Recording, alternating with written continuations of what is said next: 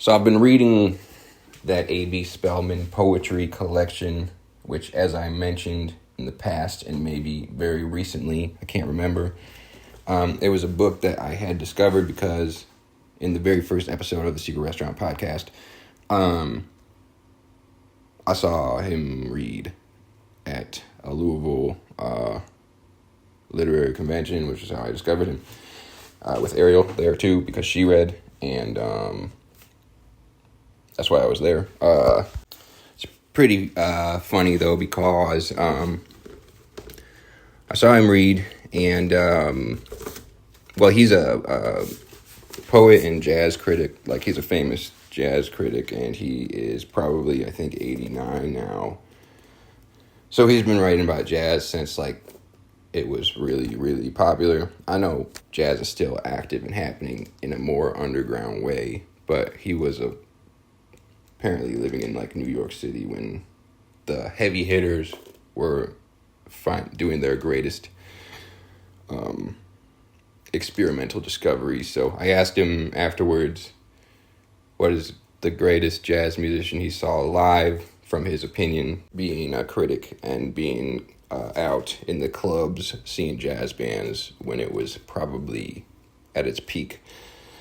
And he said John Coltrane, so I'll never forget that. And then it's interesting because there's at least two poems, if not more, here that are kind of homages or letters to Coltrane.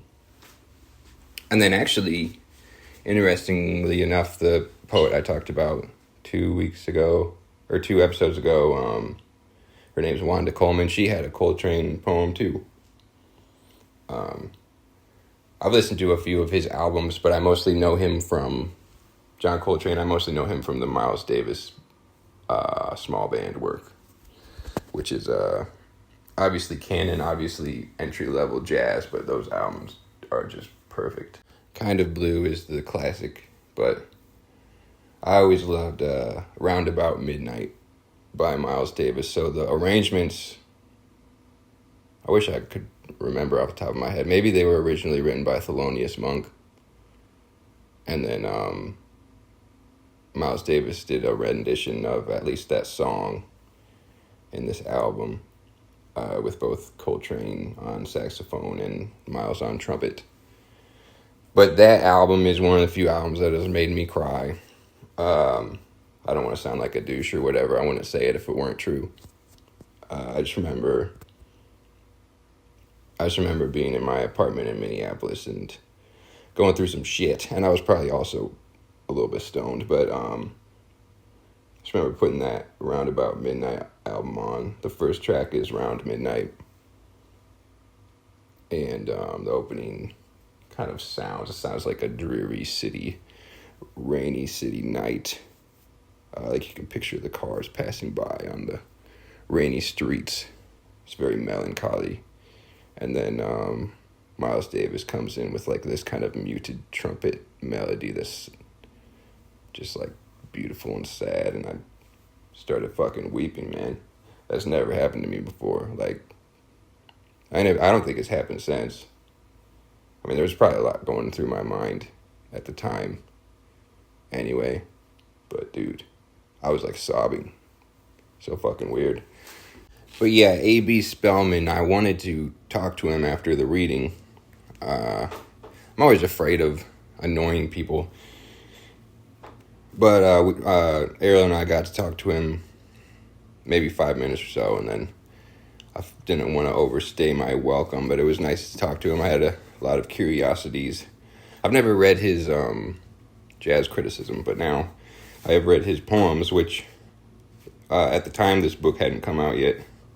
So he signed a sticker with the cover of the book, and then I put it in a safe place. And then when the book was released, I ordered it and put the sticker in the front page of the book, which is just as good.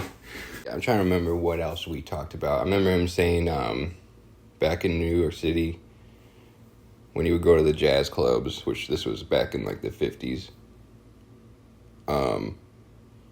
he said you could sit through the first set, and that's where all of the people who aren't huge jazz fans are there just for entertainment. And then the second set was when all the craziness started to happen. All the experimentation and dancing and fun. And I don't think he actually said this out loud, but I think he was implying that the second set was the one where all of the white people left. And then the party would go on all night. And I'm sure, if I were alive back then, I've never annoyed anyone or said anything stupid or done anything stupid in my entire life.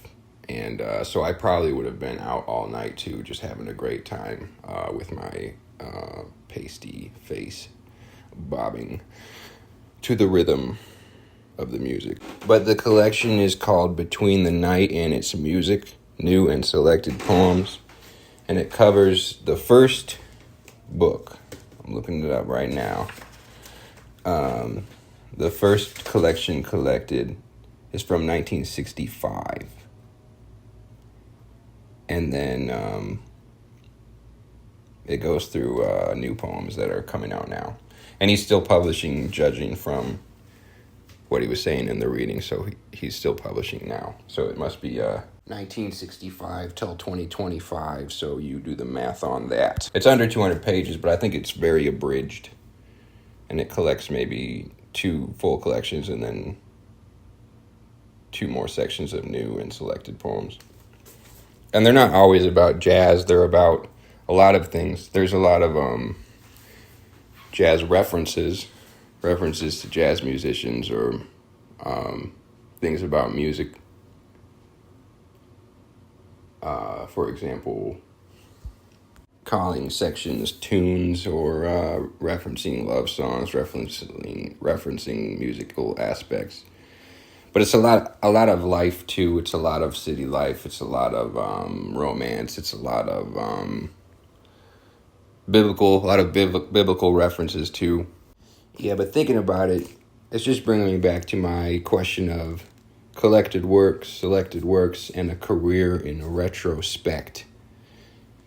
Because this book, Between the Night and Its Music by A.B. Spellman, is studying the career of an artist who also was studying the careers of other artists, in which I mean jazz musicians. And these poems can be taken separately from any jazz criticism, I believe. But what I mentioned a couple episodes ago, I likened reading these huge collections that span a period of time in order as sort of a form of time traveling. And I think that since this book is written by someone who was also there during a boom of an influential type of music and an influential time in America, period, reading these poems and thinking about the concept of traveling through time from 65 until 2025, and then even earlier than that, because he writes about earlier than that. That sort of history, I think, enriches the experience as well. When you read books that were written along a certain period of history and kind of engaging a certain period of history and then important discussions of history, whether it be jazz music or civil rights or whatever, that kind of makes the poems a little bit more important in what you're looking at. It's another layer of it when you're looking at the poems, whether it be from 65 or 2025. There's a pretty big difference in the politics and what's going on in the world between those 2 years. Although obviously a lot of the heart of the issue remains.